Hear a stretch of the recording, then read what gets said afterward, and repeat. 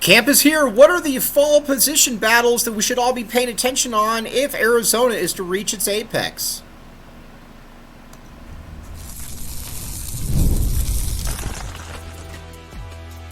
You are Locked On Wildcats, your daily podcast on the Arizona Wildcats. Part of the Locked On Podcast Network, your team every day.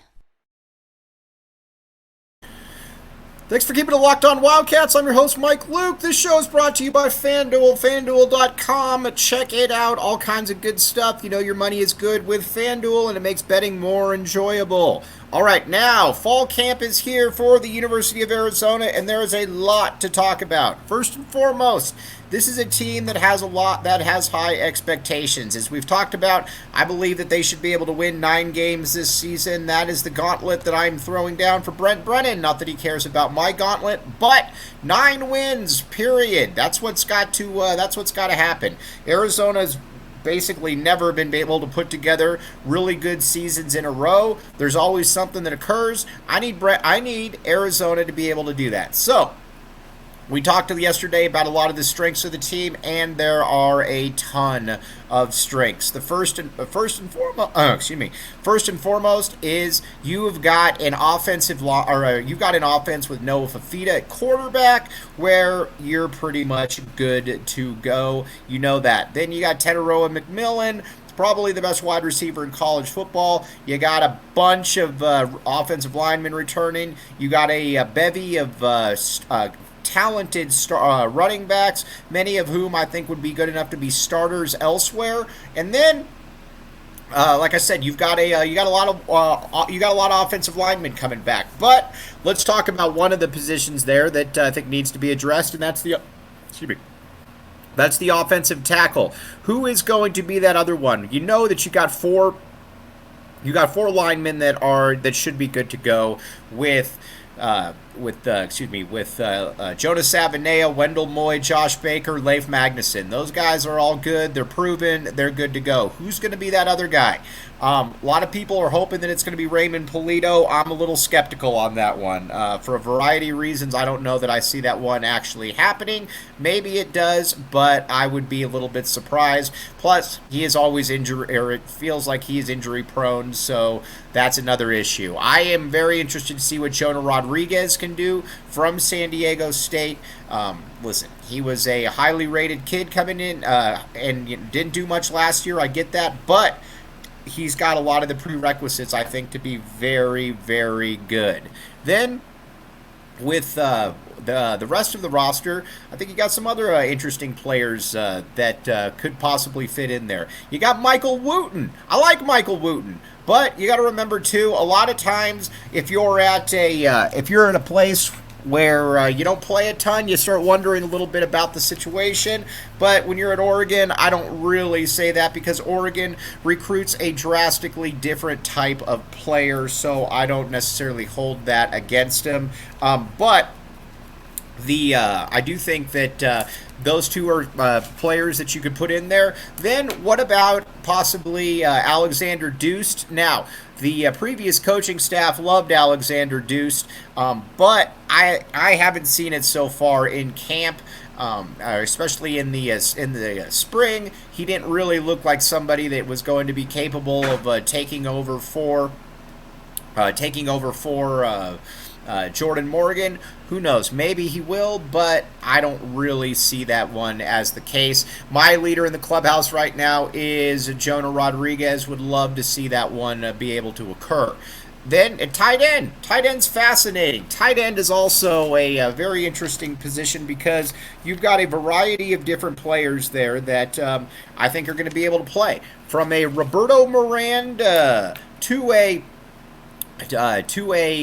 Dorian Thomas, to a Kean Burnett, to a Sam Olsen. You got a lot of different guys, and there are going to be a lot of tight end action this coming season, and it's going to be a lot of fun. I'm very much looking forward to that. Listen, Jed Fish, I think, did a pretty good job utilizing the tight end from Tanner McLaughlin. I thought he did an excellent job developing him. I'm curious to see what Brent Brennan can do at this point as well. We will find that one out, but I am intrigued to see. I think it's going to be fairly interesting. But those are two positions. There's a lot of talent there. Like I said, I think with the talent that's in play, one thing that you got to remember is that this is also a team that a lot of this is unproven, but it's also not like you're looking at them and you're like, oh man, there's absolutely no way that person can perform. I don't see that. I don't think that's going to be an issue at all for this team. As a matter of fact, I think this team is going to have more than enough talent to be able to make it work. Then the running back position I think is fascinating as well, but you already know that certain guys are going to play. Listen, Ja'Cory Crosky-Merritt is going to play. I think he's probably the most talented back, and then Quali Conley going to play. Listen, when it comes to Rayshon Speedy Luke Pham, I believe Pham is going to play in the NFL. I really do. My thing, what I would love to see him possibly, if this is possible, redshirt, where he plays 5 games, gets 10 touches per game, and then next year he's ready to rock and roll with Kedrick Risano and himself. 2 years. Jed Fish did Pham a very big disservice by playing him as a freshman when he was 155 pounds. Listen, that's not going to cut it. He should not have done that. Basically wasted a season for the young man. I'd like to see him redshirt this year, and then it's a Thunder and Lightning, but I guess we will find out. Now with the other position battles that I think were going to be very, very, very appetizing to watch, wide receivers. Now, with the wide receivers, where is who's the one that's I think the one that's going to be the one that really breaks out? We've talked about it with you already got T-Mac. I'm a big fan of Malachi Riley. He's going to be one of my breakout players, obviously. Then you got Montana Lamonius Craig. Then you've also got a Reymello Murphy, a Jackson Holman. We will find out exactly who's who, but there are a lot of options, and I think that's where Arizona fans are excited. But like I said, that's kind of your offense. I expect this to be a top 10 to 15 offense in the entire country. If it's not a top 10 to 15 offense in the entire country, then I think that something went woefully wrong along the way. We do not want to see that.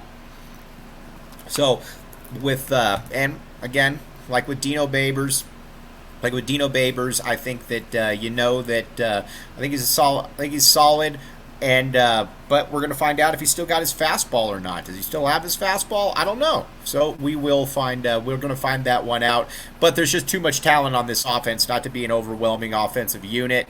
And like I said, I don't really look at this and say that there is any way that this shouldn't be a dynamic offense. And you've to whom much is given, much is asked for, and that is the way that it is going to be with this offense. So again, that's kind of where we're at with that. Now, we are going to move over to the defensive side because there's a lot of intriguing position battles. But first, FanDuel. Check it out, FanDuel. Another one. You will thank me later. FanDuel.com. This is where it's at. Listen. This day and age, there's the Olympics going on, obviously, but with no football, with no basketball, no thanks generally. But if you got a little bit of action, you got a little bit of skin in the game, check it out. FanDuel is there for you. The great thing, too, with FanDuel is you can bet before a game, you can bet during the game, or you can bet a future. All kinds of good stuff at FanDuel.com. And the great thing about it, your money's good. There's nothing lamer than betting a bunch of money and then saying, "Oh gosh, my money isn't good here." There is nothing more annoying than that. Check it out, FanDuel.com. You will thank me later. Thanks for keeping it locked on Wildcats and making this your first listen of the day. I am your host, Mike Luke. Okay, now, let's talk about the defense. On the defense, there's a lot of different intriguing positions that I think we need to account for. Let's just, why don't we start in the secondary first? Listen, you got 3 safeties that are top-notch. You already know with Gunnar Maldonado, my bad, Gunnar. You already know with Gunnar Maldonado, with Dalton Johnson, and with Genesis Smith, you got 3 big-time safeties. And you also got Owen Goss coming in, who I'm intrigued to see what Owen Goss can do. Put up some nice numbers at Colgate, so there's that possibility. You also know with Traden Stukes that Stukes is a big-time player. Stukes is probably the best nickelback in the country, and he can do a lot of different things. I do think that he is probably not going to come off the field much. Dwayne Aquina loves him. Traden Stukes is fantastic, obviously.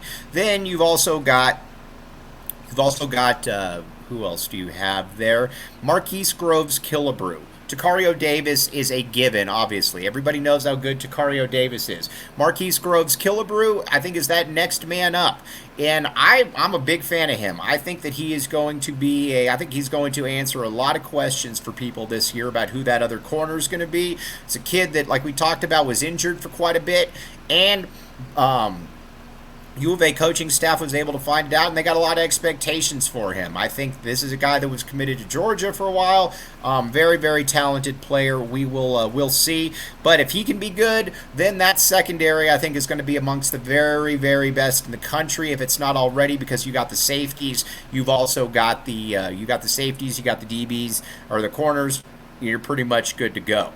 Now, another camp battle then is at that linebacker spot. I think with a Tay Brown or players like that, you have to really see it. I haven't seen it yet. Jacob Manu is obviously a total stud, but I think with Jacob Manu, you do know that you've got to have somebody next to him, and I don't think that that's really the case right now. I don't think that you have anybody next to him, and I think you're going to see a lot of Genesis Smith closer to the line, and that's kind of where I would go with that as well. I would have Genesis Smith closer to the line of scrimmage, and I would look to be able to, creep up and to have that one happen. If that one happens, I think you have another instinctive football player on the field, which I think would make a lot of sense for everybody involved. I would love to see that occur with Genesis Smith. If no linebacker does actually kind of come to fruition and show that they are ready for that role, that's what I would like to see. Then, but again, I'm not going to dismiss anybody. Like Leviticus Sue, I get asked about him all the time. Obviously, was a very highly rated kid. The thing that I think with Leviticus is I just don't know that he's necessarily quick twitch. You watch Jacob Manu, and sure, he's not big, but Jacob Manu is very quick twitch. Jacob Manu is the player that is able to get skinny, is able to get in and get to the quarterback. He's also the one who, can make a play in the backfield or chase somebody down. I don't know that Leviticus Sua is ever going to have that kind of explosion to him, and I don't know that that's ever a situation where Arizona is going to be able to get that from him. But who knows? Maybe it is. But Genesis Smith is the one that I'd like to see kind of in that dollar package, closer to the line of scrimmage, because I think it gets your best football players on the field. And Dwayne Aquina has mentioned this many, many times. He's about getting his best football players on the field, and I think that's what Arizona needs to be able to do. Now, so that's kind of the linebacking core. Now, at the defensive line, you've got a lot of interesting battles here. Now, listen, Trey Smith is definitely going to start. This is an all-Mountain West performer out of Boise State, out of San Jose State last year, and he is very, very good. He did not come here to come off the bench, nor should he. I expect his contributions to be somewhat like Deuce Davis, like Isaiah Ward. 4.5, 5 sacks, something like that, and able to make a ton of tackles. He's obviously penciled in at one of those defensive end spots. The other one, too, that I think is going to be a massive surprise for a lot of people is Tai Uyunglele. He's that other end, and he just kind of comes at you with that non-stop aggression, which is, you don't necessarily see. Arizona was very lucky to hold on to him. I look for a big year out of Tai. I think Tai is going to be in that realm where you're getting 5 or 6 sacks, and you're on the field, and it's basically impossible to keep you out. Now, there's other players that are going to be in there, but those are the 2 starters. Those are the 2 guys that are going to play. Then You've got other guys. You've got a Chase Kennedy. You've got some other guys as well, Jeremy Mercier. We'll find out, but I don't love the depth. Those two are obviously your starters. I don't love the depth behind them, though. That, to me, is a little bit of an issue. Now, at the defensive tackle position, this is where you got battles galore. You got all kinds of good stuff. The first battle that is going to be who's going to start at both those D tackle positions, and you got a lot of different options. You've got a Kevin Darton coming in from Syracuse, an all ACC type performer, 5 sacks, 40 plus tackles, 8 tackles for loss. As long as he's able to catch on to the terminology and everything, I think it's pretty difficult to imagine him not being one of those starters, just because you generally don't get players like that with that kind of burst, that kind of explosion. That's not something that you generally see. Then you got a couple other guys that are going to be squarely in the mix as well. You've got, as far as a holdover, you got Isaiah Johnson. Isaiah Johnson out of Chandler. Big, strong, physical kid, just has to stay healthy. If he stays healthy, I think he's going to be a problem for a lot of different teams because he's incredibly strong. He's incredibly, as the term goes, country strong. And that is, I think that's Isaiah Johnson to a T, a very, very talented player, and somebody that is going to be in that rotation. Now, we're going to talk about these a couple other players that I think that people need to know about. But first, Factor meal kits, my friends. All kinds of good stuff. Head on to factormeals.com/LockedOnCollege50. Use code LockedOnCollege50 to get 50% off your first order. All right, this stuff's fantastic. Like I said, you get these meals that they're ready to go, and they're healthy for you. You can get some protein. You can get some lean meat in there. And check it out, factormeals.com/LockedOnCollege. Again, all kinds of really good stuff. And it tastes good. It's very scrumptious. We very much like Factor Meal Kits. So again, head to factormeals.com/LockedOnCollege50 and get in the shape you want with the nutrition that you need. And one other one that we've got, Ibotta. All right, Ibotta is offering our listeners $5 for just trying Ibotta by using the code LockedOnCollege when you register. Again, Ibotta is pretty much everywhere at this point. It is a great, it's great pretty much all the way around. It can help you in your daily walk of life, and again, when you sign up, you can get a pretty good deal. Again, Ibotta is offering listeners $5 for just trying. I mean, heck, why not just try it? And by using the code LockedOnCollege when you register Ibotta, check it out. A lot of people are utilizing this, and this is another one that I think after you utilize it, you're going to say, thank you, Mike Luke.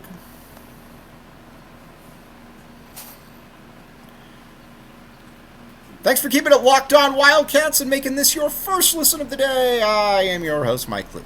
All right, now let's talk a little bit about those other defensive tackle positions where I think it's going to be very fascinating. Chuba May. All right, Chuba May is one of the largest people I've ever seen. BBN, Big Bill Norton. Love BBN, Big Bill Norton. This guy, Chuba May, I have no clue if he's as good as Big Bill Norton, but he is also a massive individual. He's much bigger than Big Bill Norton, and can he be the person that clogs up the middle? Can he be the player that, gets in front of a lot of people and just kind of makes plays? That is going to be very fascinating to see. I think that if you're the coaching staff, you hope that can be the case. Then another one to keep an eye on, a Bear Anderson. Bear Anderson, all kinds of really good stuff with Bear Anderson. He is a true freshman from Memphis, and he played very, very well last year. Not only did he play very well, he is somebody that I think has a lot of upside. And when I say upside, he's got he probably next year he's going to have the possibility. He's going to have the possibility to be the guy who is who's going to be able to probably be a multi-year starter. Coaching staff loved him when they got him, and there's a good reason why. Is because he is really, really good. He's got a lot of talent, and listen, I mean, after next year, Chuba's moving on. Kevin Darton's moving on. It wouldn't surprise me at all if Bear Anderson is in the mix there. Plus, with the name Bear Anderson, you got to make that one work. All right, now when it comes to kick returns, Jed Fish, one of the things Jed Fish did not believe in was kick returning. Never understood it, didn't get it, whatever the case may be. Jed Fish did not believe it. He was fair catch. Anthony Simpson, go back there and just fair catch it. I hope that this coaching staff is a little bit more into it. I would love to see Fam, Rayshawn, Speedy Luke get those. But I think that when you've got fast players on the roster, it behooves you to use them.